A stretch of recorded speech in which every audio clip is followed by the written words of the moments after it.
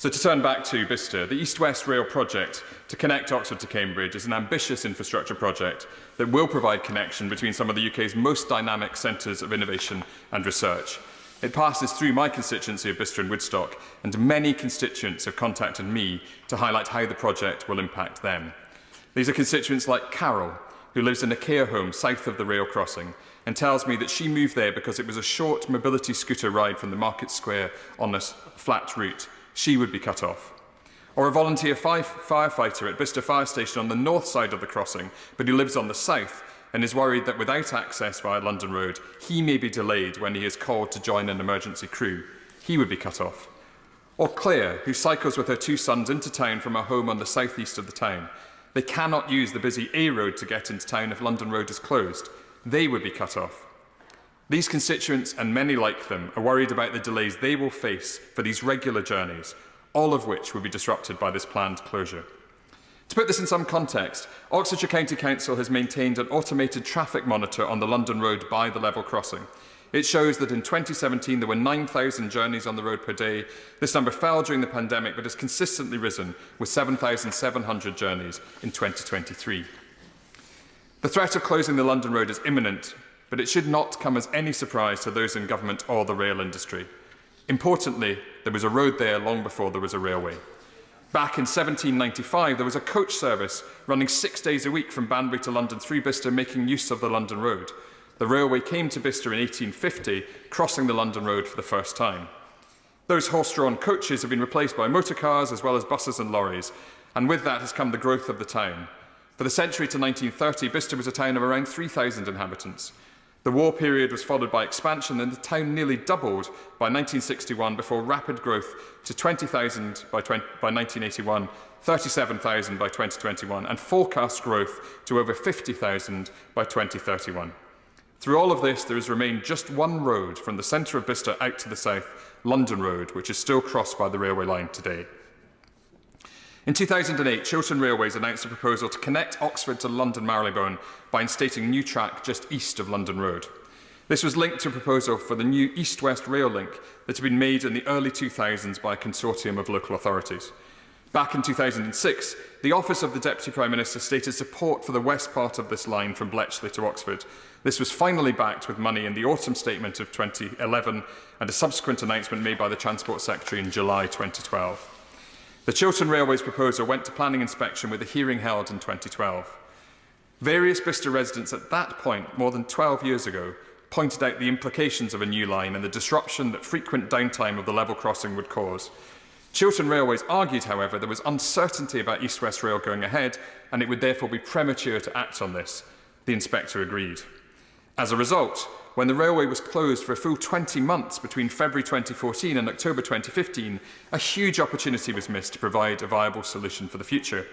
What is worse, the redesign and expansion of the station, including a large 2-storey car park to serve Bicester Village retail, took up space that could have been part of a solution to the rail crossing.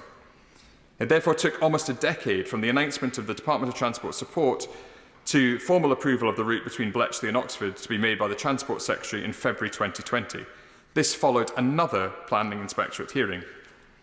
Residents, including Carol Hetherington, who is the chair of the Langford Village Community Association and is here in the gallery today, and the Bicester Traffic Action Group, represented today by Rachel Mallows, again pointed out the need for a solution to London Road. Again, this did not happen. In 2021, East West Rail consulted residents on its ideas for the line between Bletchley and Oxford, including for London Road. This offered 6 alternatives, of which option 1 was the full closure of the road with no mitigation. Local residents were appalled by this suggestion. A petition that I launched then as a county council candidate garnered over 1,500 signatures opposing the road closure. Then in March 2023, Oxfordshire County Council unanimously approved a motion that I proposed as a councillor that stated that the council would work with East West Rail to secure a sustainable funded solution that continued to provide suitable rail crossing for cars, cycles and pedestrians. A similar motion was brought by Liberal Democrat councillors to Cherwell District Council, who are represented in the gallery today by Councillor Frank Ide. The policy of both local authorities is therefore to keep London Road open. So local residents and I were very frustrated to have to wait over 2 years for East West Rail's response to their 2021 consultation.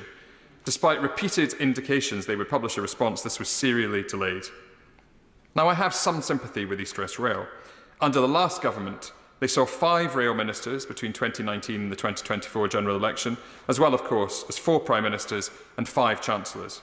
It was not easy for a major infrastructure project to get steady engagement from the last government. Finally, in July 2023, East West Rail brought forward feedback on the consultation. This was done through an informal feedback session with a limited amount of published material. Many people were disappointed that after 2 further years there were no specific proposals on the table. So I asked the Minister, does she share my frustration and that of my constituents that a project that was first endorsed by the former Deputy Prime Minister under the last Labour government in 2006 has only in the last month brought forward detailed proposals for London Road, even though residents have been highlighting concerns for over a decade? And does she also agree with me that it is deeply regrettable that a short-term approach meant that much more cost-effective opportunities to address this issue were missed when the railway was closed and the station rebuilt in 2014-2015? People have had to wait in Bicester for the announcement of the proposed East-West Rail route in November 2024 to hear what is now being proposed for our town. Let me start with a positive. It is welcome that there is now a commitment to provide a suitably accessible crossing for pedestrians and cyclists. This is a material improvement on the proposals in 2021, which were either to close London Road or to provide only a basic footbridge that would have been totally unsuitable to anyone with a disability, parents with buggies or cyclists. This reflects sustained community pressure, including from Claire, whom I mentioned earlier, and from the members of the Bicester Bike Users Group, who have been strong champions of a suitable underpass. There is strong support for an underpass rather than a bridge. It would require much less clearance since the land already sits 2 metres below the height of the railway, but it must be well designed to ensure the safety of users. This means, amongst other things, adopting best design principles to discourage loitering and maximise visibility for all users.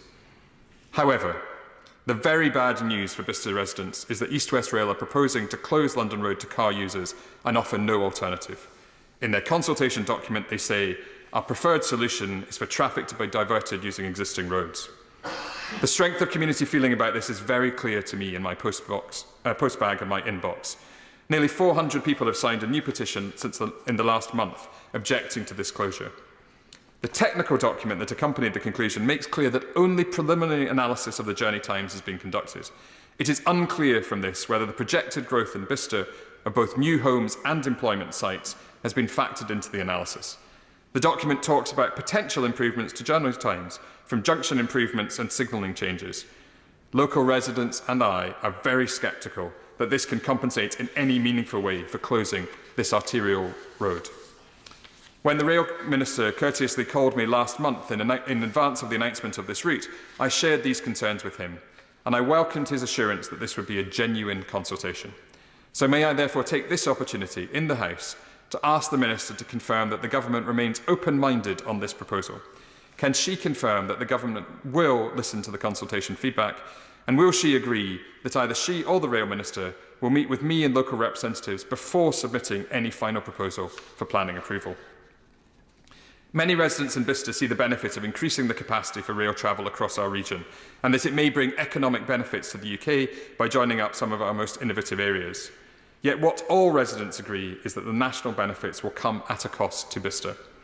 The core issue here, Madam Deputy Speaker, is one of fairness. Local people can support a project that has wider benefits, so long as they are not asked to bear concentrated costs without mitigation. In this case, car users are being asked to make materially longer journeys without any alleviation. The situation here, I would say, is akin to a compulsory purchase order. The railway has, in this case, determined that it will compulsorily close the road at the level crossing. But instead of fully compensating the community for the loss of the road, the current proposal is to give them a limited underpass. East West Rail and the Government need to do better. I note that the Government is proposing that for other nationally significant infrastructure projects in energy, such as new pylons, there should be direct compensation to affected communities. At the same time, my honourable friend, the member for Inverness, Skye and West Rossshire, recently led a debate on community benefit from renewable energy, which had strong participation from across the House. There is clear support for accepting that local communities should be compensated when asked to bear the brunt of the effects of national projects. So may I ask the Minister, does the Government agree with the principle that there should be compensation for loss from these nationally significant planning decisions? Money is, of course, key. It's been suggested to me by East West Rail that a core reason for not providing a new road crossing is a cost-benefit evaluation. Yet this misses the point. This is not about greenfield project appraisal. It's about compensating the community in Bicester for what is being taken away from them. When land is compulsorily purchased, a market value is paid in compensation. Government cannot give the landowner a cheaper plot of land and tell them to make the best of it. Since the railway is, in effect, compulsorily seizing the road, it should provide direct compensation to the community. Does the Minister agree with me that residents in Bicester deserve direct compensation for the closure of London Road in the form of a new road crossing? Many residents have, over the last decade, provided potential options for a crossing. One of their deep frustrations has been that so little detailed work has been done on these. Residents are sharing ideas with me now. These include crossing for light vehicles only, or a single controlled crossing that would be cheaper, as it would only require one lane across the railway. They have asked whether the proposed underpass could be repurposed for light vehicles at limited additional cost. It's very hard for people to engage meaningfully with alternatives when the government and East West Rail have been so secretive about the funding available for this project. So as final proposals are developed in the next year, will the Minister undertake to provide a cash value of the preferred options that the Department for Transport is set to approve? Finally, I want to stress the urgency of action. East West Rail has already run test trains on the track between Oxford and Bletchley. It intends to start that service in 2025. When this happens, the downtime of the level crossing will double, creating immediate inconvenience and delay for Bicester residents. After all the delays that my constituents have already experienced, they must not be made to wait until services start between Oxford and Cambridge after 2030. I appreciate that there are other challenges at the eastern end of the line before the line can be completed. However, nothing will change between now and then for the western end of the project that affects London Road.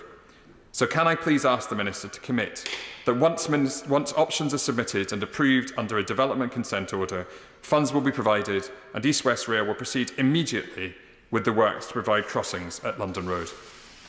Madam Deputy Speaker, this is an issue of fairness. As a national infrastructure project, East West Rail brings many national benefits, yet it brings very specific local costs to my constituents in Bicester. After over a decade of delay and missed opportunities, we are asking the government to do the right thing and provide compensation for the direct harm of closing London Road. I hope the Minister will agree to my requests, and I look forward to working with her colleague the Rail Minister and the leadership of East West Rail to ensure that the right solutions are developed for pedestrians, cyclists and car users so that Bicester is not cut in two by the new railway. Minister, Lilian Greenwood. Thank you, Ms Noakes. I'd like to begin by congratulating the Honourable Member for Bicester and Woodstock on securing this debate and to thank him for continuing to raise the issue of London Road level crossing in his constituency. I recognise the concerns he raises on behalf of local residents, and I appreciate the strength of those concerns. It's obviously demonstrated by the presence of a number of his constituents today. As the Honourable Member is well aware, the East West Rail Company launched a non-statutory consultation on the 14th of November on its proposals for the construction of a new railway which would provide those direct service between Oxford and Cambridge for the first time since the 1960s. That's going to provide billions in economic growth which can be reinvested into the economy nationally. But the upshot of that is that, as he says, East West Rail Company is indeed proposing the closure of London Road level crossing in Bicester. And of course that was noted the possibility of this in the non-statutory consultation which took place in 2021. And I appreciate for constituents who are facing these sort of challenges, that kind of uncertainty over a long period, or whether they know something's coming but it's some way off, and knowing exactly how it's going to impact them. I appreciate that that is a difficult situation. But the introduction of 4 east-west rail passenger trains per hour on top of existing passenger and freight services would, of course, represent a significant... I beg to move that this House do now adjourn.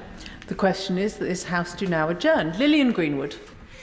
Thank you, Ms Noakes. I'd quite forgotten that that would happen at 7 p.m. So as I was saying, the introduction of 4 east-west rail passenger trains per hour on top of existing passenger and freight services would represent a significant uplift in the rail traffic passing over the level crossing. Now, of course, on one level, that's a benefit, including to his constituents, who, of course, will have those new options for connectivity and, you know, the choices that brings in terms of jobs or education or just getting about. And, of course, that's a huge advantage to not just his area, but indeed the country. But I do understand that it has also less welcome impacts, and as he's described, that sort of severance issue within his constituency and in Bicester. And indeed, the honourable members for Thornbury and Yate and Surrey Heath, who's not now in his place, also took the opportunity to highlight the importance of listening to the concerns of local communities when developing national infrastructure projects and working with them to mitigate any adverse impacts. And I absolutely understand the importance of trying to do that. Just turning back to London Road and the level crossing. So the level crossing barriers are currently closed for around 10 minutes every hour, but the closure time is expected to regularly exceed 32 minutes in the hour once all east-west rail services are operational. And the barriers could be closed for up to 12.5 minutes at a time, continuous downtime in the hour. And obviously the impact of that is that it would cause up to half a mile long queues in either direction. And of course that has huge impact not only on people who are stuck in the queue, but of course on things like air quality and broader congestion. Now that will cause the significant traffic disruption that the honourable member is rightly keen to avoid, creating long tailbacks and potentially through the centre of town on a daily basis. But in addition to the traffic issues caused by the retention of the crossing, we also, of course, have to consider the personal safety of crossing users, so those crossing on foot or with bicycles or other non-motorised means. Now, analysis undertaken by East West Rail Company has determined that the risk of collision between a train and a road user, whether that's through misuse of the level crossing or an accident, simply becomes too high with the uplift in East-West rail services. And we know that level crossings are a point of vulnerability on the rail network, and of course safety has to be a top priority. Now, in the view of East West Rail Company and Network Rail, there are no further steps which could be taken to improve the safety of the level crossing without undertaking its closure. And I do understand how disappointing that is to members of his local community. Now, East West Rail Company has reviewed all possible options for the crossing, having consulted on these in 2021. And these options included a road bridge over the crossing and a road tunnel underneath it. As the East West Rail Company has previously set out in its 2023 route upgrade announcement, providing an overbridge or underpass presented insurmountable design, constructability and affordability challenges, and these options were not progressed. Now, I do recognise, as he said, that when the area around the station was redeveloped, I think it was back in 2014, there might have been an opportunity to look at different ways in which that could have been done. But of course, at the time, there was no East West Rail Company, and so perhaps that opportunity for joined up, perhaps that was a lack of join up that could have been provided at that time. However, we are, I'm afraid, 10 years on. Now, the East West Rail Company did undertake to explore options to leave the road open to local traffic and to develop options to retain connectivity for pedestrians, cyclists and other non-vehicle users. And that, of course, would include mobility scooter users like the constituent he referred to in his opening remarks. And I think ensuring accessibility for those groups is, of course, extremely important. But since 2023, East West Rail Company has also considered providing new road bridges crossing the railway at other locations in Bicester. Now, I'm afraid that the modelling work undertaken on the downtime of the level crossing barriers produced the results which I've already set out for extended closure periods, and therefore it's deemed not appropriate to retain the level crossing for local use only. Providing road bridges in other locations in Bicester has also been ruled out on the grounds of affordability and constructability. And East West Rail has provided further details of their analysis that led to those conclusions in the technical report accompanying the current non-statutory consultation. And I'm sure he's aware of that, and his constituents or those watching, of course, will either have read that or will now go and seek them out, I'm sure. The options currently out for consultation, a pedestrian footbridge or underpass, and of course those would be built to suitable accessibility standards so that they would provide opportunities for cyclists and for those using mobility scooters, I'm sure, alongside local road diversions aim to provide the best possible balance between affordability and constructability and the needs of the local community in the Honourable Member's constituency.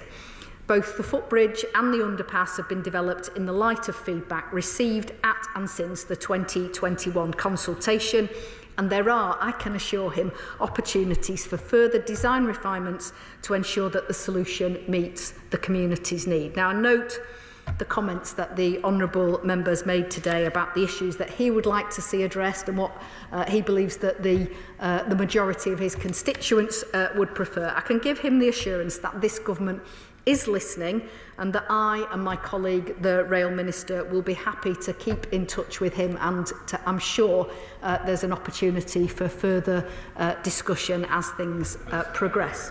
I will, of course, give way. Thank you so much, and I very much appreciate the fulsome response that the Minister is providing. One point that I just did want to press slightly on, East West Rail, through its own analysis, has demonstrated there's still a lot of technical work to be done. As I highlighted, some of the traffic modelling has not yet been done. So given that the information is not fully there, and given that there is no public figure on how much money could be spent on a solution, would the Minister accept that there should be an openness to suggestions that might come from the community and not a closure down on the relatively limited range of options that East West Rail have so far provided? That was something the Rail Minister gave to me when I spoke with him, and I'd be very grateful if the Minister would confirm there is an openness to considering other options if they can be demonstrated to be technically and financially feasible.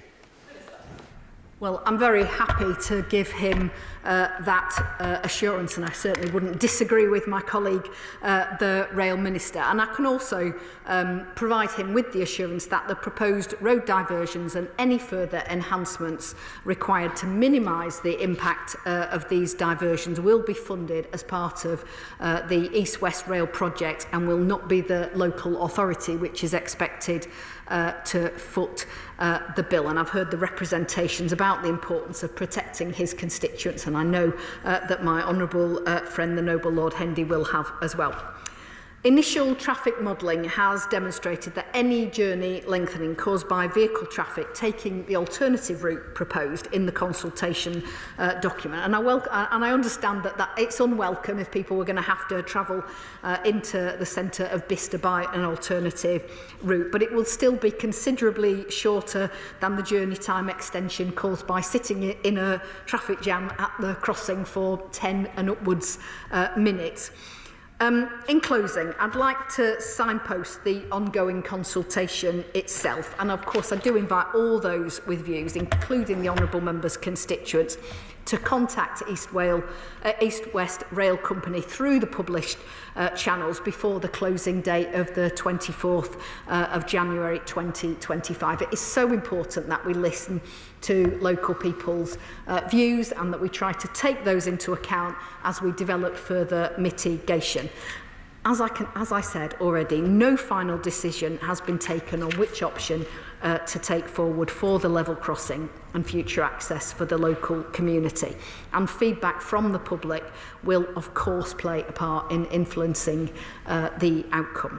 I would be very pleased to keep in touch with the Honourable Member as the position on the level crossing develops, and I once again congratulate him on securing this important debate and ensuring that his constituents' concerns are heard in this place. Thank you. The question is that this House do now adjourn. As many as are of that opinion say aye. Aye. The ayes have it. Order, order.